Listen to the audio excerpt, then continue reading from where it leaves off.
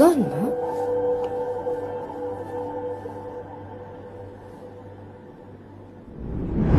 Adasi, nimaga har kuni non olib kelsangiz bittasi ishlangan bo'ladi? Issiq nonni hidi shirin bo'ladi-yu, dimog'ni qitiqlaydi. Shunga bir bo'la yeb kelaman-da.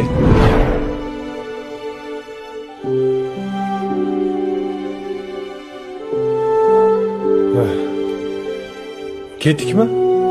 Umid aka, tushlikda nima yedingiz? Qozon kabob, salat, choy.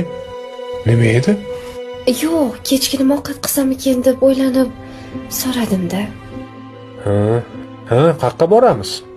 Korzinkaga haydang. Korzinkagami? Ha, bo'pti, ketdik. Umid aka, Ha?